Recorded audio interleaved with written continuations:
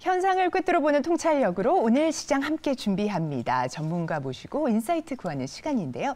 산업통상자원부의 5월 수출입 동향 발표에 따르면 반도체 경기 부진 속에서 우리나라 수출 8개월 연속 감소했습니다. 무역 적자는 15개월째 이어졌는데요.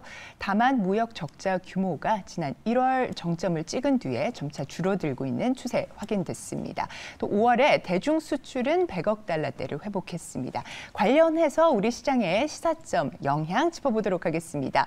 이영훈 하이투자증권 강북 WM센터 이사님 모셨습니다. 어서 오십시오, 이사님. 네네. 여전히 무역 적자가 나오고 있습니다. 하지만 수출 좀 회복되고 있다 이런 조짐들이 나타나고 있는데요. 이사님의 6월, 7월 장세에 대한 그 뷰부터 조금 궁금한데 먼저 여쭙니다.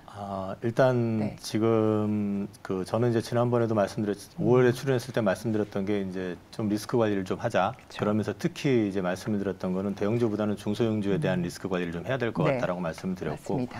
아마 그때 제가 말씀을 드렸는지 모르겠지만은 이 대형주 섹터 같은 경우는 반도체는 바닥 구간을 지나고 있고 그다음에 조선 쪽 좋아지고 있고 자동차 좋고 하기 때문에 대형주 쪽에서는 생각보다는 크게 조정 안 나올 것 같고 개별해서 나올 가능성이 있다고 봤는데 6월 달의 흐름을 좀 지켜보게 되면은 결국은 지금 5월 말부터 대형주 쪽에서 올라오기 시작하면서 지수를 올려놓은 상태이긴 한데 6월 FOMC 전까지는 약간의 노이즈는 있을 가능성이 있다. 그리고 이제 추가적으로 미국이 이제 부채 한도 협상이 마무리가 되게 되면은 결국은 또 국채를 발행을 해가지고 그렇죠. 돈을 찍어야 되는데 그 부분이 6월 달에만 아마 한 6천억 달러 정도 나오게 될 가능성이 있는데 일시적으로 그런 노이즈가 발생할 수 있다라고 생각은 되는데 기본적으로 앞서 앵커님께서 말씀하셨지만은 지금 우리나라 수출입 동향 자체가 계속 무역 적자긴 하지만은 적자 폭이 줄고 있고 반도체가 지금 2달 연속 YOY로는 감소지만은 MOM으로는 지금 증가를 하고 있거든요. 그러니까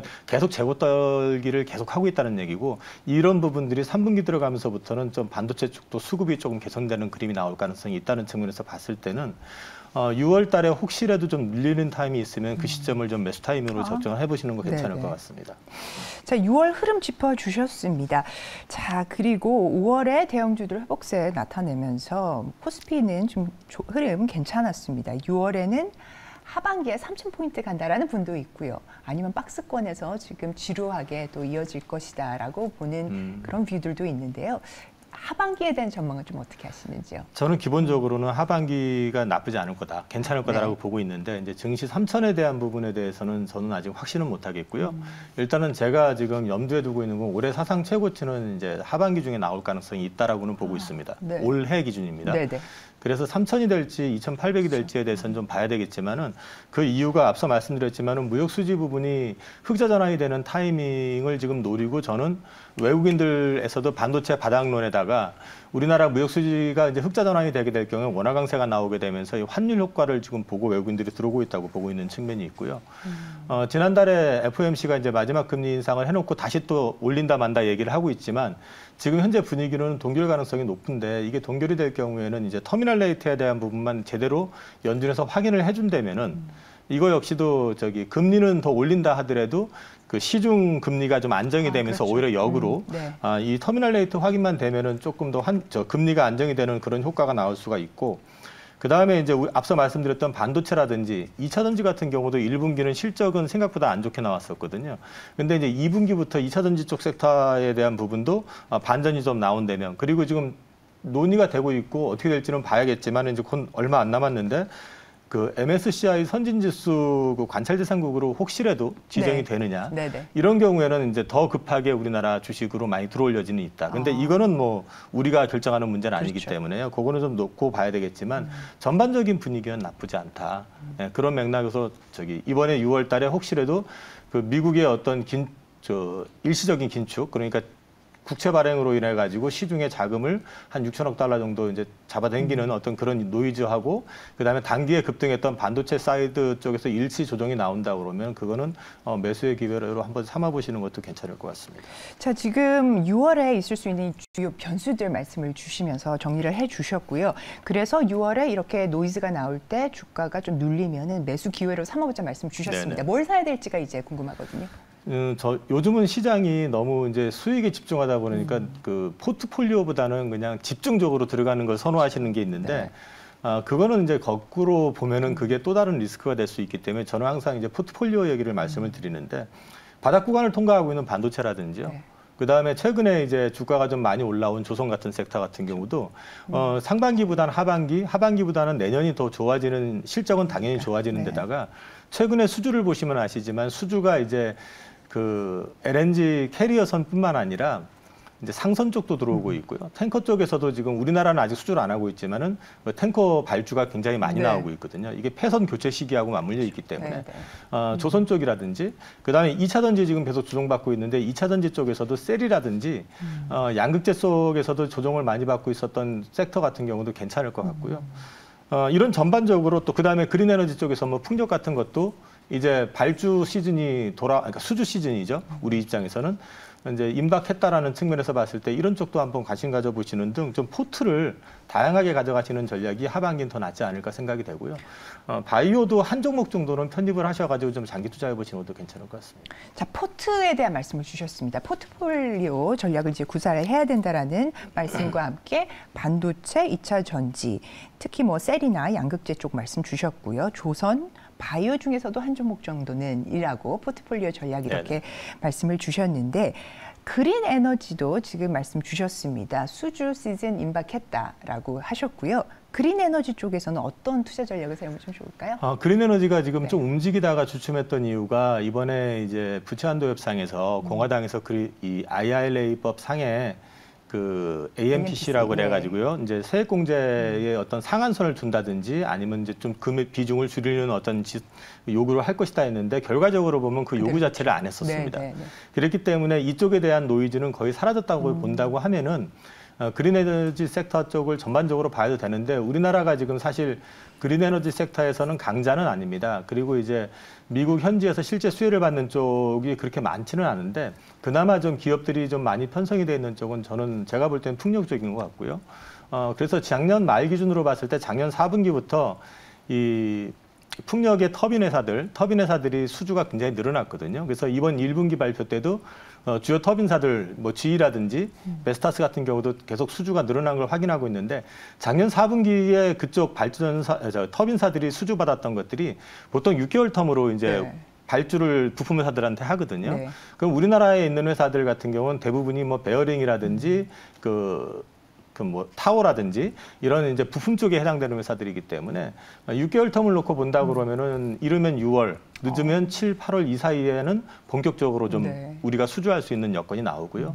AMPC 역시 효과를 보는 뭐 대표적인 회사가 CS-윈드 같은 회사인데 그거 외에도 이제 미국 쪽으로 지금 나가서 지금 그 공장을 짓고 있거나 하는 회사들이 좀 꽤 되거든요. 그래서 이런 쪽은 한번 관심 갖고 보셔도 괜찮은 시간이 아닌가 싶습니다.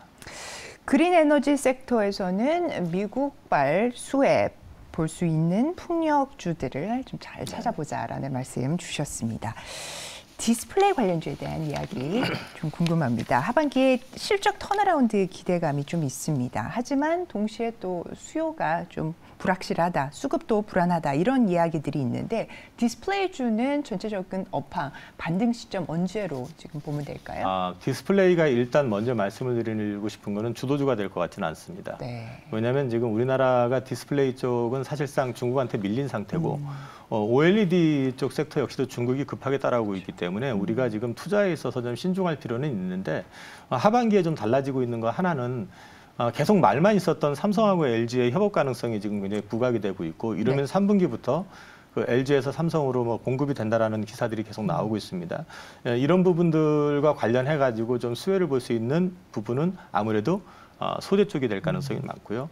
그다음에 텐덤 OLED라고 그래가지고 이제 이게 스택을 2개를 붙여가지고 해상도를 높이고 수명을 길게 하는 이런 쪽으로 해서 제품 개발은 이미 돼 있는 상태인데 이쪽으로 조금 더 많이 소개가 될 것 같고 이게 전장이라든지 특히 애플 쪽에 이제 OLED를 채택하면서 이쪽으로 강하게 된다 그러면은 역시 마찬가지로 소재 쪽으로 해서 좀 더 관심을 많이 받을 수 있지 않을까 싶고요. 투자와 관련해 가지고는 삼성 디스플레이가 지금 8.5 세대 그 리지드 OLED 신규 투자가 지금 이제 계획이 돼 있는데 이쪽 관련해 가지고는 장비가 일부 수혜 볼 수 있긴 하지만 이게 롱텀으로 진행될지 여부는 좀 지켜봐야 되기 때문에 제가 판단하기에는 이제 이 전반적인 거를 놓고 봤을 때는 수혜가 장비 쪽보다는 좀 소재 쪽이 되지 않겠느냐. 네. 그래서 소재 쪽에 좀 더 관심을 가지고 보시면 어떨까 싶습니다. OLED 섹터에서는 장비보다는 소재 쪽이다 이렇게 말씀을 주셨습니다. 특히 삼성, LG 협력 가능성이 있는 만큼 관련된 모멘텀 해서 수혜받을 수 있는 종목들로 살펴보자는 이야기까지 좀 정리를 해볼 수가 있겠고요. 자, 누리호 3차 발사 성공을 했습니다. 네. 좋은 소식들 또 관련주들 같은 경우는 뭐 주춤했습니다. 저희가 또 수직 상승까지는 바라지 않았지만 움직여줘야지라는 생각은 좀 했었는데 하반기 정보 정책에 대한 주요 모멘텀 어떻게 좀 보십니까? 중장기적인 관점에서 좀 유효하다고 생각되시는지요? 이거는 좀 긴 시계를 놓고 봐야 될 것 같고요. 네. 이제 아무래도 상반기에 이제 초반에 로봇주들이 굉장히 핫하게 움직였었기 때문에 이쪽도 이제 미래 산업이기도 또 성장 산업이기도 하고 또 안보와도 직결되어 있는 부분이기 때문에 당연히 굉장히 커갈 거야라는 기대감을 가질 수는 있기는 한데 이게 실제적으로 이제 어느 정도 우리 피부에 와닿을 수 있을지에 대해서는 로봇 같은 경우는 우리가 식당이라든지 이런 데 가서 보면은 바로 보이잖아요. 요즘 배달 로봇도 나오고 네. 그다음에 뭐 커피를 로봇이 뭐 만들어주고 한 여러 가지가 있기 때문에 근데 이 우주와 관련된 부분들은 그런 부분이 크게 부각이 되지 않기 때문에 일시적으로 테마성으로 좀 움직일 가능성은 있습니다. 근데 중장기적인 어떤 성장의 그림은 분명하기 때문에 이쪽과 관련해 가지고 지금 그림상에 나와 있는 업체들 같은 경우 리스트업이 돼 있으니까 한번 추적을 해보시고 그 가운데서 좀 장기 전략을 가지고 좀 포트를 한번 구성해 보신다는 측면에서 한번 대응해 보실 필요는 있을 것 같고요.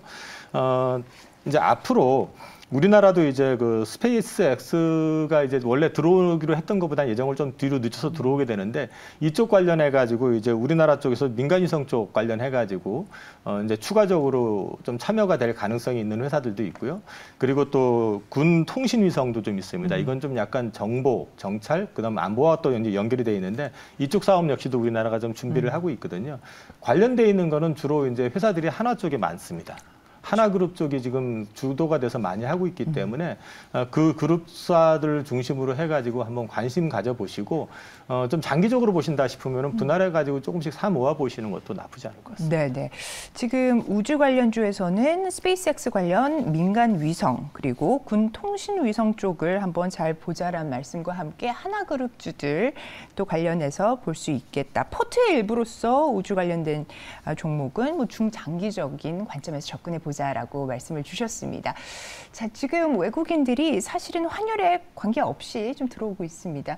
환율 그래도 이제 강세로 간다는 전제 하에 좀 들어오고 있는 게 아닌가라는 생각이 좀 드는데 어떻게 보십니까? 환율은 지금 어떻게 움직일 거라고 보시는지요? 저는 하반기에 이제 부채한도 협상 노이즈가 사라진 상황이라고 네. 그러면 미국이 금리를 추가로 인상하는 건 굉장히 제한적인 상황이고요. 그렇죠. 이제 거꾸로 우리나라 입장에서 봤을 때는 지금 외국인들이 들어오고 있는 거는 탈중국 러시 효과도 있고 또 한 가지는 1,300원대 환율에 외국인들이 들어와 가지고 환율로 손해 본 기억이 거의 없습니다. 네. 그만큼 우리 1,300원대 환율이라는 건 비정상적인데 역으로 보면 우리가 지금 1년 이상을 지금 무역수지 적자를 보고 있다는 그 부담을 좀 갖고 있는데 이 부분이 개선되는 타이밍이 되게 중요하거든요. 근데 저는 하반기에 보게 되면은 반도체가 지금보다 더 악화될 여지가 있을까?